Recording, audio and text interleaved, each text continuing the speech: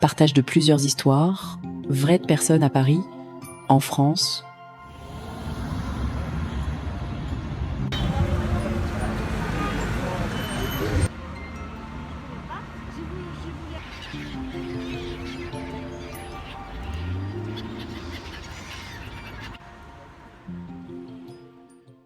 Quelle est votre orientation sexuelle dans le spectre LGBT?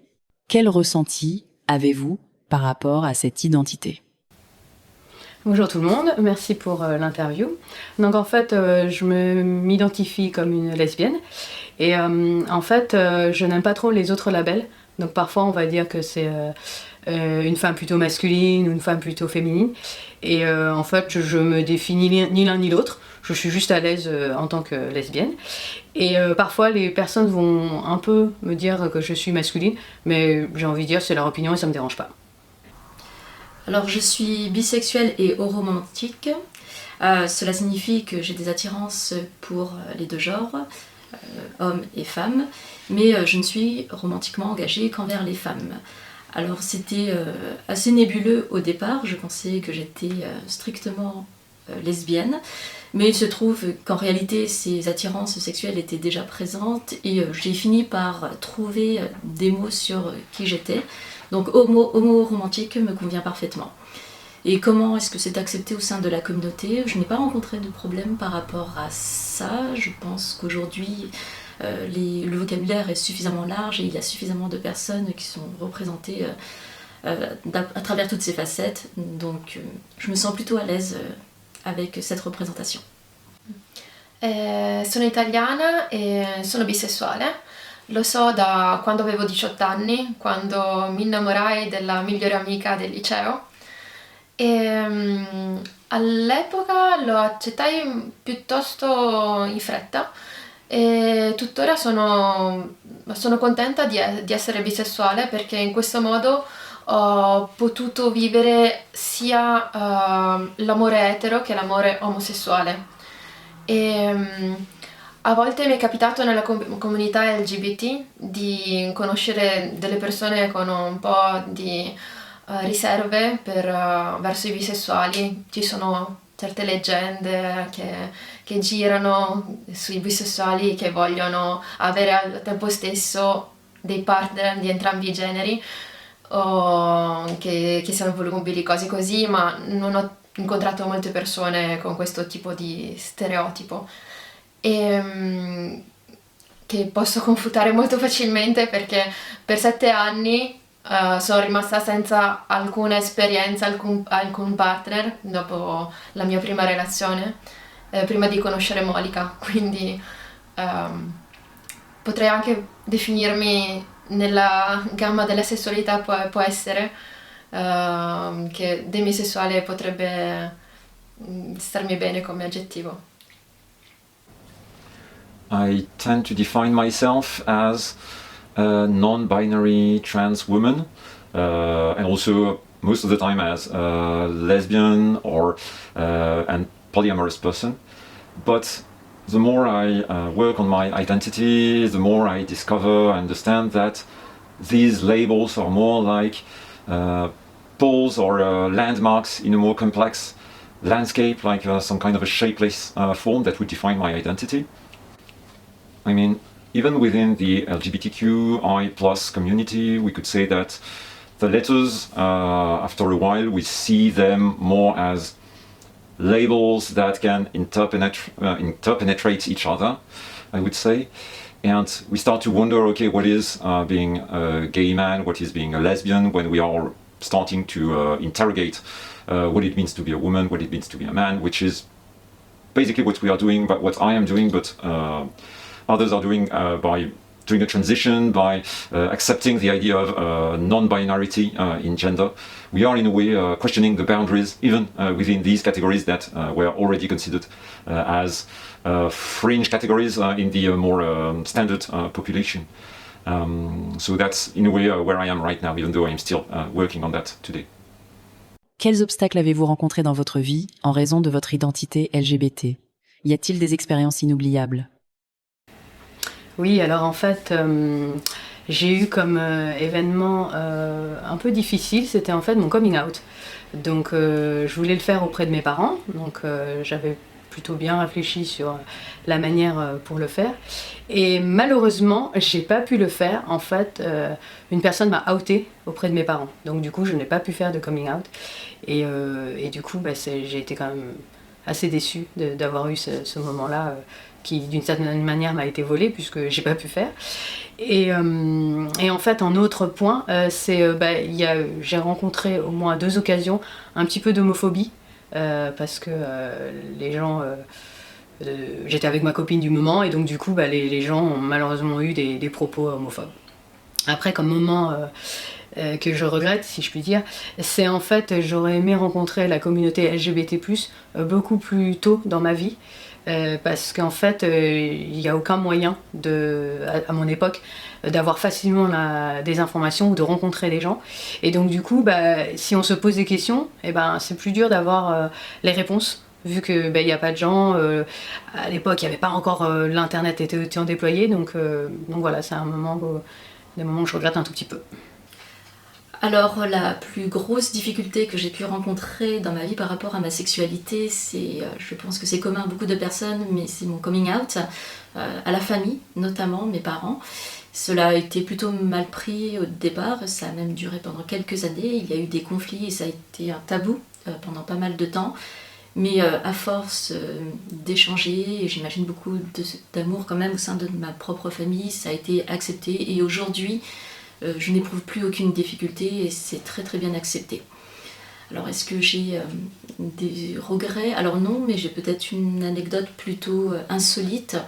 Lorsque j'étais plus jeune, adolescente, j'étais très j'encourageais énormément les personnes à faire leur coming out parce que je pensais que j'étais une personne hétérosexuelle très ouverte et très encourageante jusqu'au jour où j'ai découvert qu'en réalité j'étais moi-même bisexuelle, voire plutôt lesbienne à l'époque. Donc voilà, ce n'est pas un regret, c'était juste une petite curiosité un peu insolite dans ma vie. La mia famiglia, tanto per cominciare, non ha mai veramente accettato la mia sessualità. Ci sono delle persone che fanno finta di accettarlo, altre persone che proprio direttamente mostrano disprezzo verso la comunità LGBT, anche in mia presenza. E anche all'esterno della famiglia ho subito diversi episodi di discriminazione, soprattutto da parte di persone più anziane o di maschi.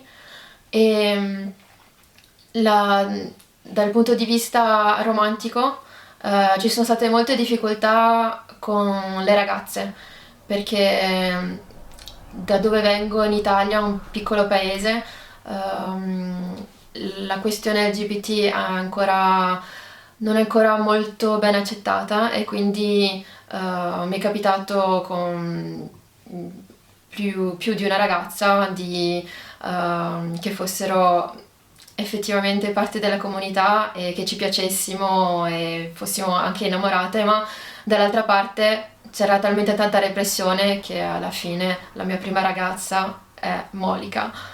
Dopo tanti anni finalmente ho incontrato qualcuno di non represso. Ecco. I don't know if I've been lucky or unlucky in my becoming a member, we could say, of the LGBTQ community, or maybe before doing my coming out or after, because I have lived most of my life as a cisgendered man, a heterosexual one, all the more, but I might think also that it has had also maybe a negative influence on my life, even though I was not aware that I would do a transition 40 plus years later. For example, I had much trouble expressing my emotions, letting what, for lack of a better word, even though I know that it's not inherent of the female experience, I would call my female side, or at least I'm talking here about how we perceive what are male and female values, something that is accepting more vulnerability, accepting, wanting to be looked in a way. And once again, I'm really not saying that this is biologically specific, but this is something that, as I considered myself a man, as I wanted to conform to what was demanded, I was incapable of doing before starting the transition. So it has allowed me to work on that. Apart from that, of course, the coming out moment was quite difficult. I'm not sure my parents have accepted that pretty much, and it led me also to a difficult breakup with the woman I shared life with, and who is also the mother of our daughter. But on the other hand, I think it has pretty much all arranged itself in the end. We are friends now, and we could say, more at ease with each other as friends than we were as lovers. My daughter is also a strong support of everyday life. And that's it. We could say that one of the difficulties would be to be accepted as woman by the rest of the community. That is not maybe always as accepting of non-binary concepts and also of trans identity as we would like them to be. So these could be, we could say, the more negative sides, although I don't think they cover all the positive aspects that I have experienced ever since. D'un autre côté, y a-t-il eu des moments dans votre vie, grâce à cette identité LGBT, qui vous ont profondément touché ou pour lesquels vous êtes reconnaissant ? Oui, alors en tant que lesbienne, vraiment ce que j'ai beaucoup apprécié et beaucoup aimé, c'est quand j'ai découvert en fait le concept des Gay Games. Donc en fait, pour rappeler, donc c'est un tournoi multisport international qui se passe tous les 4 ans et c'est organisé par la communauté LGBT+, mais par contre c'est ouvert à tout le monde. Et donc c'est vrai que via cet événement, donc les Gay Games, j'ai rencontré plein de gens super et il y a eu plein d'expériences. Je me suis trouvé une passion pour un nouveau sport que je connaissais pas, qui s'appelle le Dragon Boat. D'ailleurs, j'ai pris mon accessoire. Et vraiment, ouais, ça vraiment quelque chose dont je suis hyper contente d'avoir découvert. Et même actuellement, je continue à être engagée dans une association pour le sport LGBT+. Alors en premier lieu, à travers ma sexualité, mes préférences sexuelles, et donc dans la communauté LGBT, j'ai pu m'exprimer. C'est la première chose, j'ai pu être moi-même et simplement ne pas avoir à faire attention au quotidien à mes préférences, à ce que j'étais, ou pour les choses les plus anodines, à travers des conversations ou du comportemental. Ce dont je suis vraiment très reconnaissante, au-delà de ça, c'est que j'ai pu rencontrer énormément de personnes avec qui j'ai gardé des relations très fortes. J'ai rencontré des gens incroyables et j'ai pu aussi apprendre à être beaucoup plus curieuse et beaucoup plus ouverte, parce qu'on pense toujours, en faisant partie de la communauté LGBT, que l'on est très ouvert. Mais en réalité, il y a toujours énormément de personnes à rencontrer, des types différents, des personnalités tellement diverses et variées. J'en apprends encore tous les jours et j'en suis vraiment très reconnaissante pour ça. In primis ho incontrato Monica e poi anche molte altre persone nella comunità LGBT con cui andiamo d'accordo, e ho scoperto anche delle persone che hanno un orientamento sessuale diverso dal mio, un'identità sessuale diversa dalla mia, e quindi è interessante vedere quante sfaccettature sono comprese nella comunità. E inoltre a volte ho paura di andare incontro della discriminazione, ma soprattutto qui in Francia non succede e quindi questo mi fa piacere. Quelle est votre intention en participant à ce projet LGBT Love Freedom Be Ourselves créé par Febe ? Oui, alors dans la continuité de ma réponse précédente, en fait, donc je suis assez active dans des associations LGBT+. Et donc du coup, le projet de Phoebe rentre aussi dans ces démarches de militants et d'être engagé pour la communauté LGBT+. Et donc je souhaite en fait montrer qu'on peut être à la communauté LGBT et avoir du succès et que tout se passe bien et qu'il faut absolument cette visibilité qui est manquante notamment chez les femmes et chez les femmes lesbiennes. Alors pour être tout à fait honnête, c'est Erika qui a reçu cette proposition, donc je l'ai suivie par curiosité. Una decina di anni fa ho avuto una breve esperienza come modella e da allora ho sempre voluto prendere parte a un progetto come questo, di visibilità per la comunità LGBT. Finalmente l'occasione è arrivata e quindi appena ho visto l'annuncio l'ho proposto a Monica e lei ha accettato e quindi sono contenta di essere qui oggi. As we could say a baby trans woman, I have seen the importance of art in the way we not only we see ourselves, but also how people can perceive ourselves, how they can see beauty, how I can see beauty in my own body. The act of transitioning also was an opportunity for me to pay more attention to my appearance, to love me more. But it's also a life that is filled with doubt, of course, because we go against the normative current, I might say. So it is very easy to go back to being afraid and suspicious. And I think that art projects like this one could also give an opportunity to me, but also to other people, to see the beauty in bodies that do not exactly correspond to, well, basically what we see in mundane, standard, normative art, especially in cinema. Even art cinema is not often fond of that. So that's in a way what I'm interested in, seeing myself a little bit under a different angle and also showing it under a more beautiful angle and a different one to others. En participant à ce projet, qu'en pensez-vous? Eh bien, moi, c'est la première fois que je participe et que je suis en collaboration avec une photographe professionnelle, donc Phoebe. Du coup, je me sentais un petit peu légèrement nerveuse parce que je ne sais jamais à quoi s'attendre, mais en même temps excitée parce que c'est une nouvelle aventure. C'est toujours une nouvelle aventure de faire des choses nouvelles. Et du coup, je me suis sentie bien parce que il faut dire que Phoebe nous met bien à l'aise pendant toute la partie de shooting, de prise de photos. Et puis après, voilà, on essaie de réfléchir au projet ensemble. Et donc du coup, on essaie de chercher les photos ou les poses les plus pertinentes par rapport à l'idée finale qu'on veut. Donc après, ça devient comme un jeu, quoi, et c'est assez intéressant, c'est assez amusant. Donc je me suis sentie bien aussi pendant la période de prise de photos parce que voilà, on était à cette recherche, on avait envie de trouver la bonne posture, le bon esthétique, donc voilà, donc belle expérience, je me suis sentie bien. Merci.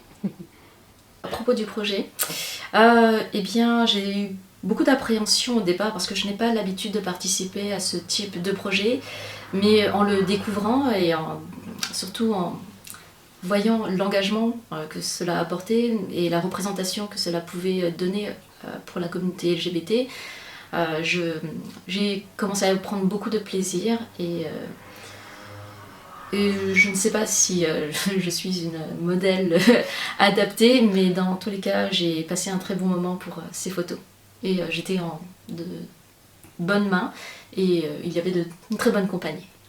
Bene, è stato molto naturale per me posare in questo contesto e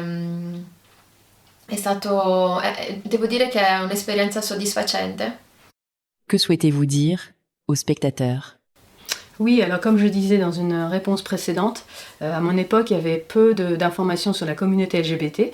Donc en fait, moi, ce que j'ai envie de dire à l'audience dans le fait de participer à un tel projet, c'est que il y a beaucoup de gens de la communauté LGBT qui est visible. J'ai envie aussi d'une notion de rôle modèle, c'est-à-dire qu'en fait, les personnes, notamment les jeunes de la communauté LGBT+, qui se posent des questions, ils puissent avoir accès à soit des photos, soit du média, soit via les réseaux sociaux, ou à de l'information sur la communauté LGBT et donc rencontrer des rôles modèles ou de voir des rôles modèles.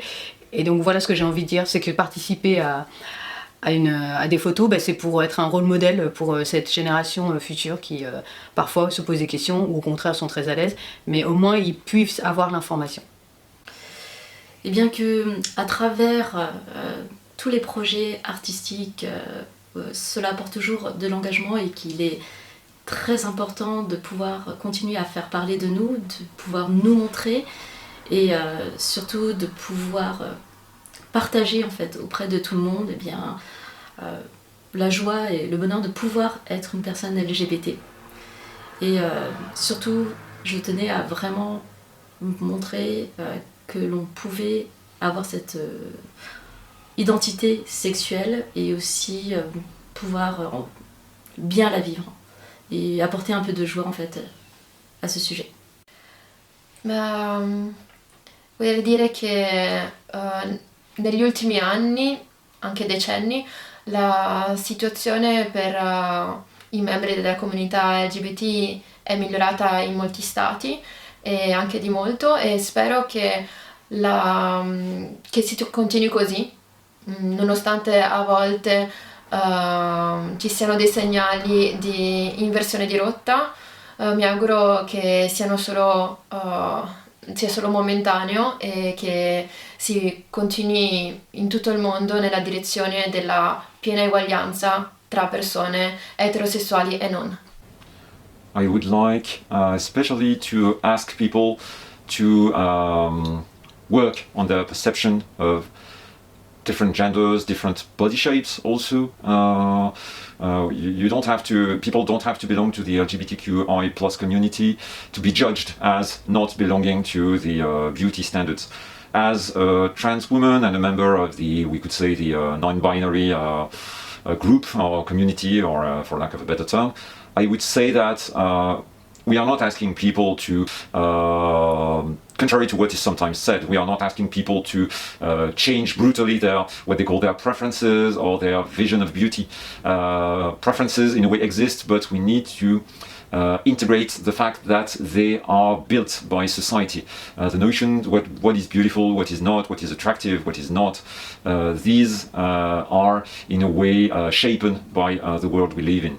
So even if you cannot change your way of seeing things entirely, I think it is important for you to interrogate these visions, to confront yourself to works of art, for example, but also but especially to works of art that come from different places and show different things, and do not stick to the usual Hollywoodian cliches, we might say, that we are confronted to. It is very important, in fact, that we work on ourselves. What you think about what beauty is doesn't make you a good or a bad person, but you will be a better one at least, if you try to work on that at your own rhythm. Even I still have a lot of work to do on that. I'm clearly not perfect on that level, so I'm not judging you on that also.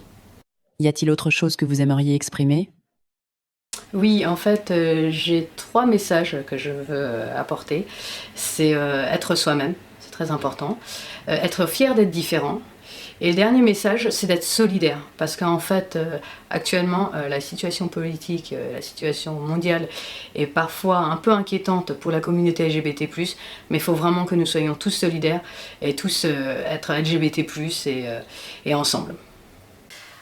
Eh bien, dans un premier temps, j'aimerais déjà remercier Phoebe pour cette occasion.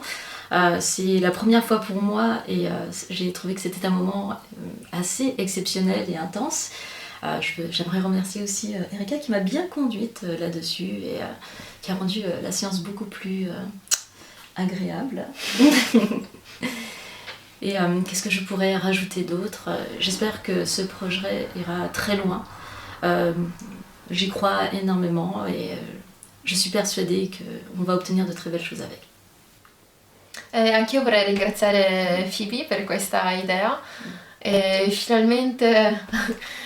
finalmente mi ha dato l'opportunità di partecipare a un progetto di questo tipo, e spero anch'io che vada bene, che molte persone lo apprezzino, e grazie a Monica per la partecipazione. È stato all'inizio ero un po' impettita, ma piano piano l'abbiamo fatta sciogliere, quindi spero che le foto vi piaceranno. I've talked a lot about how people should perceive us as trans women and how I felt about myself, and I would like to talk to the audience and give them some piece of advice that I have discovered really when I took the decision to transition. In fact, you don't need to transition to, I would say you don't need to go all the way out like I did if you don't feel like, but you should really free yourself as much as you can of the norms that you feel are so important. You should allow yourself to dress the way you want, because in the end, and I'm talking especially to people who consider themselves as men, because we know that men's clothes, for example, are quite reductive, and the way they behave are quite, we could say, dangerous and violent most of the time, and it leads to many of them to be to feel bad and not happy with their life. So you really need to fight against these commands. You need to get more in touch with your emotions, your positive ones, but also your sad ones, and not only with anger and desire. Everyone needs to detach themselves a little bit about, we could say, flesh desire, which is not the end or the goal of every relationship.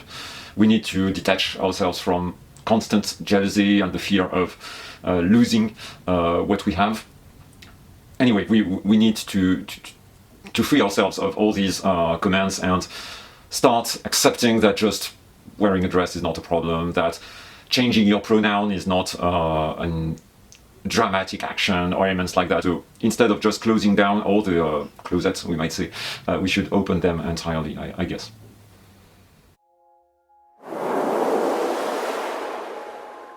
De nombreuses personnes LGBT vivent dans l'ombre, invisibles aux yeux du monde. Pourquoi doivent-elles faire leur coming out? Parce que leur identité minoritaire et leurs émotions ne sont pas acceptées ou sont réprimées dans certains pays, certaines sociétés et certaines familles. Ils sont même privés de leurs droits fondamentaux et humains, tels que le mariage homosexuel, action juridique, ou encore l'égalité des chances. Dans la vie quotidienne, dans de nombreux endroits à travers le monde, les personnes LGBT sont rejetées, discriminées, et leur identité, leur choix, ainsi que leurs sentiments sincères et véritables ne sont pas reconnus ni acceptés. Beaucoup de personnes LGBT passent leur vie entière à lutter pour leur identité et pour obtenir les droits humains fondamentaux qui leur reviennent. Pourtant, leur amour et leur choix ne causent de tort à personne. Elles ne font que suivre leurs sentiments les plus sincères pour être elles-mêmes. Cependant, certaines personnes dans la société les traitent avec violence ou indifférence, les faisant souffrir. Le projet de Phoebe, intitulé LGBT Love Freedom Be Ourselves, vise non seulement à briser le silence au plus profond des personnes LGBT, à travers ses œuvres, mais aussi à créer une résonance avec elles.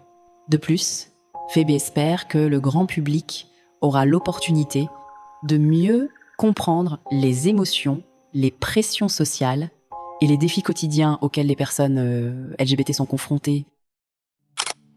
Zeri Androgynie, le modèle sous le pseudonyme V, est une personne transgenre dont l'histoire est authentique.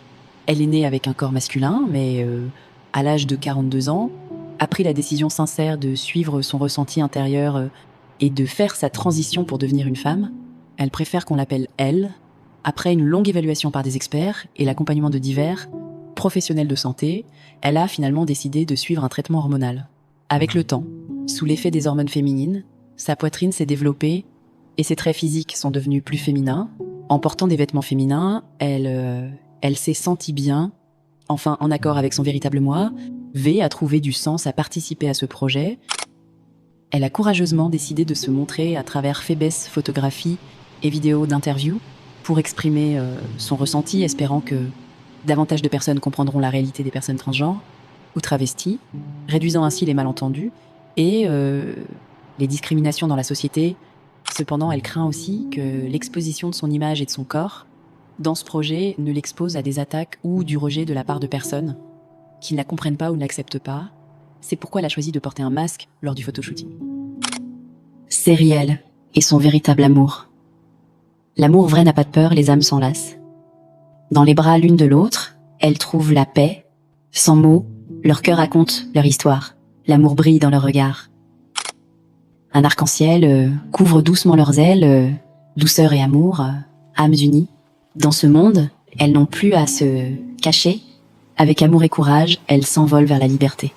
L'amour n'a pas de frontières, les cœurs sont liés, l'émotion est éternelle.